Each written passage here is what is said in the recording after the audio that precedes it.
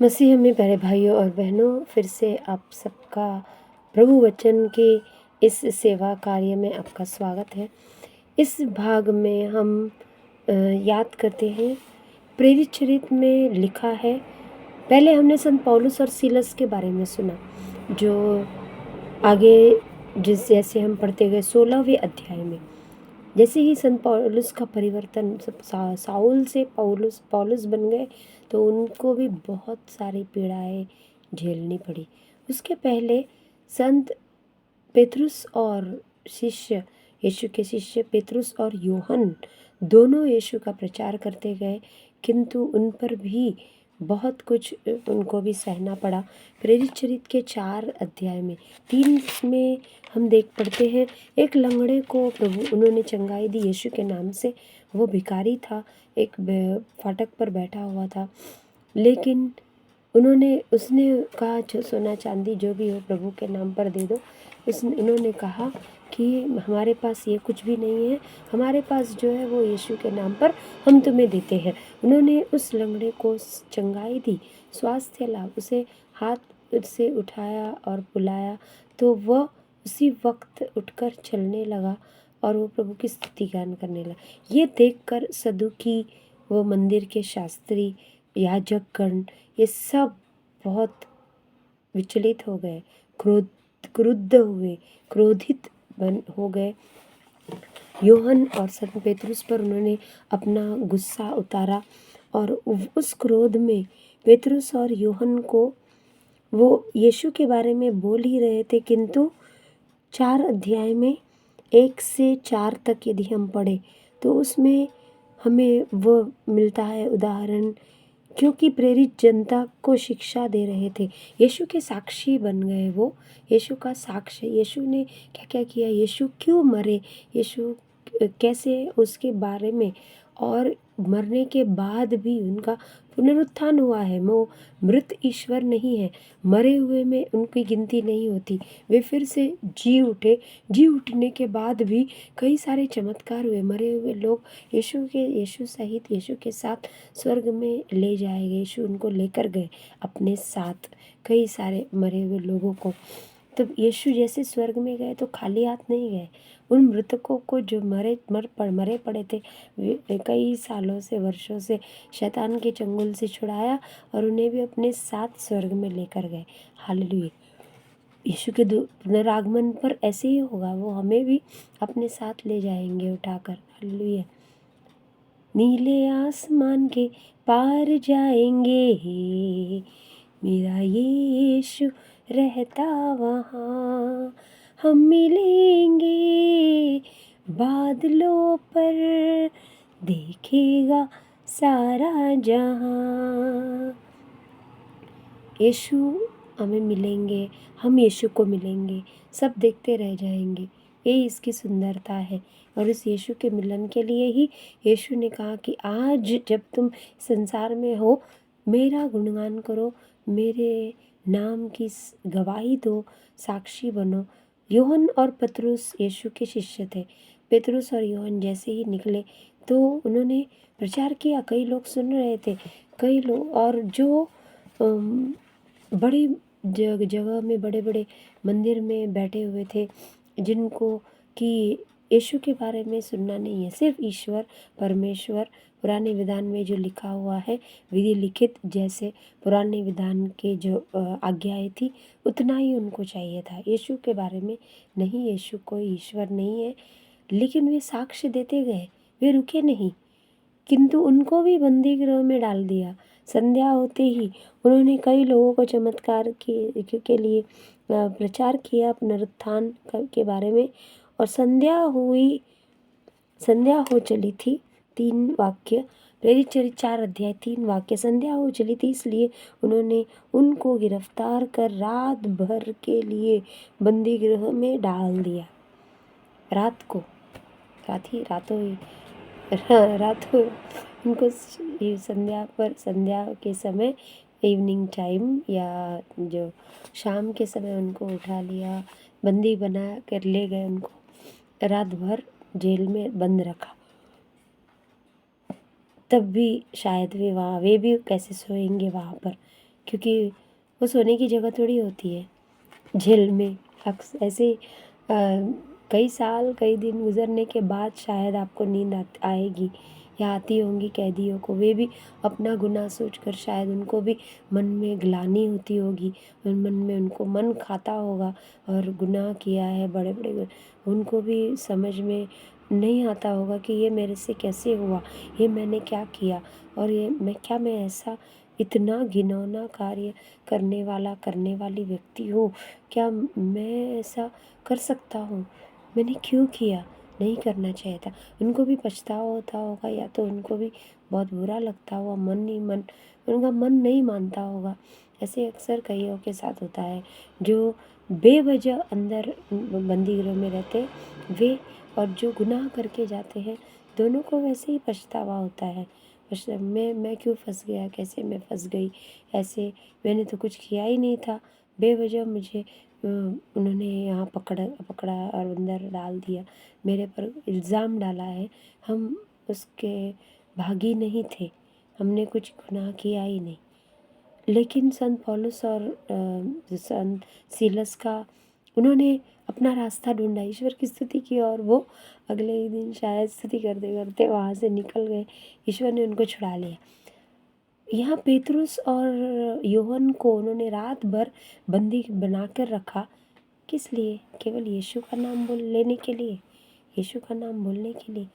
उनको यीशु ने सौंपा ही था ये कार्य, ये तो होना ही था, इसमें कुछ दोहराए नहीं।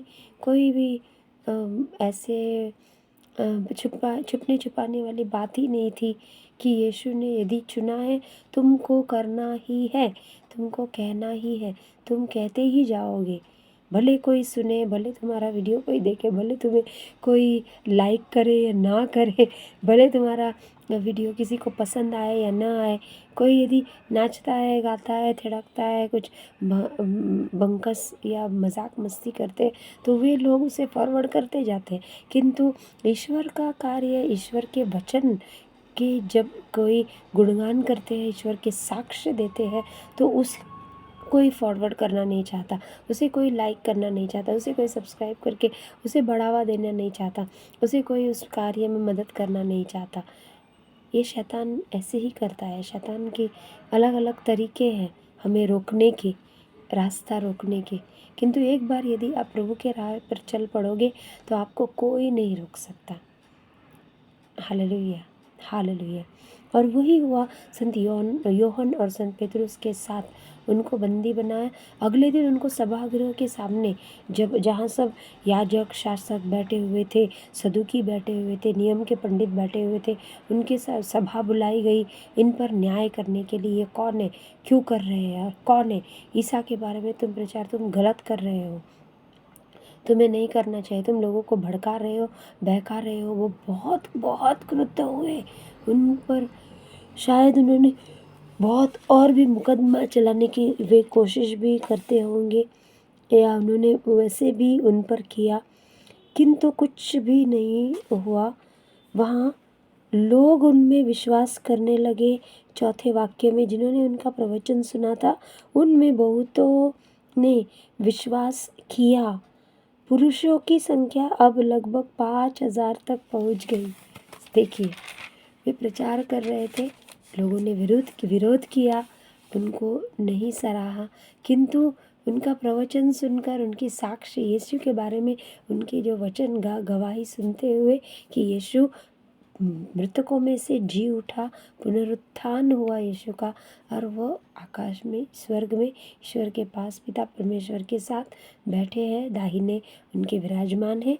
वही हमारा प्रभु है, वही हमारा मुक्तिदाता है। ये बताने पर अब लोगों ने विश्वास किया। तो केवल पुरुष ही 5,000 थे।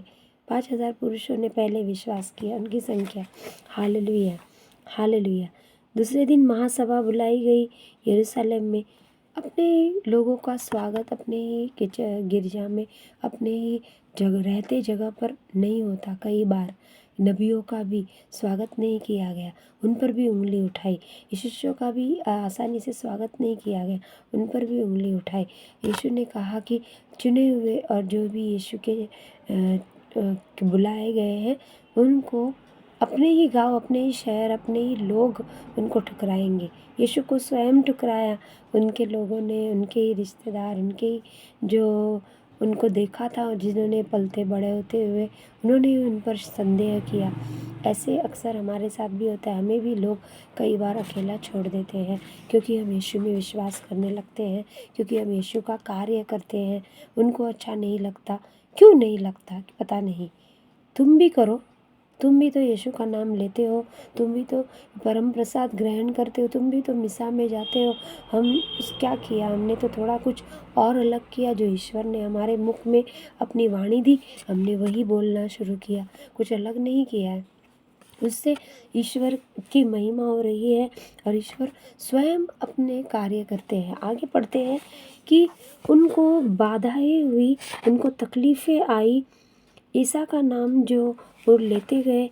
आगे फिर निर्भीकता से तेरा वचन हम सुनाए, प्रभु हम पर ऐसी कृपा करना, हम इन धमकियों, उनकी धमकियों पर ध्यान दे प्रभु, और अपने सेवकों पर यह कृपा प्रदान कर कि वे निर्भीकता से तेरा वचन सुनाते जाए। ये प्रार्थना संत पेतरुस और यूहन्ना ने की यीशु से, प्रभु से। और उसके पश्चात क्या हुआ?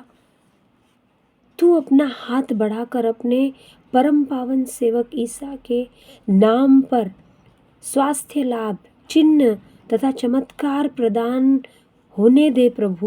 उन्होंने मांगा, प्रभु तेरे नाम पर, अपने तेरे पुत्र के नाम पर, ईसा मसीह जो प्रभु का सेवक, प्रभु को सेवक ही कहते थे उसे, सेवक के रूप में ही came as a servant to serve his people. तो वो विनम्र दास बनकर आए इस संसार में, और लोगों की तो ईसा के नाम पर स्वास्थ्य लाभ मतलब चंगाई, आपको अच्छी सेहत, उनके नाम पर चिन्ह तथा चमत्कार प्रकट होने दे। उनकी प्रार्थना समाप्त होने पर क्या हुआ? फिर वे पवित्र आत्मा से भर गए। जहाँ वे एकत्रित हुए थे वो जगह हिल गई। निर्भीकता के साथ ईश्वर का वचन वे सुनाते रहे। हालेलुया।